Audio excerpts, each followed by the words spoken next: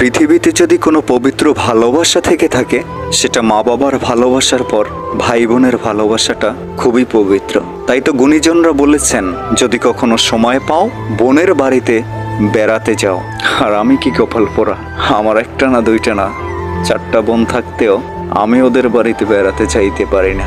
এটা আমার জন্য একটা হতভাগ্যের কথা, যদিও কষ্টসাধ্য, তারপরে মুখ ফুটে বলতে পারি না। বোন আমার ঠিকই আছে, তবে বোনের ভালোবাসা নাই।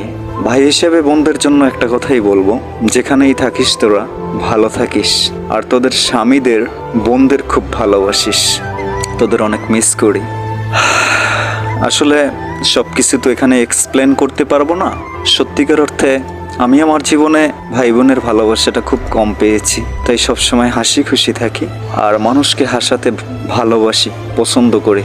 একটা কথা আছে না, যারা মানুষকে হাসাতে পারে একবার খোঁজ নিয়ে দেখো, তাদের ভিতরে হাজারো কষ্ট লুকিয়ে আছে। তো মানুষকে হাসানো ব্যক্তিটার খোঁজখবর খুব কমই মানুষ নেয়, এটাই বাস্তবতা।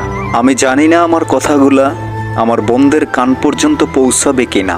যদি তোরা আমার কথাগুলো শুনিস, তোদের এই অবাগা ভাইটিকে মাফ করে দিস। ভালো থাকবেন সবাই। আসসালামু আলাইকুম।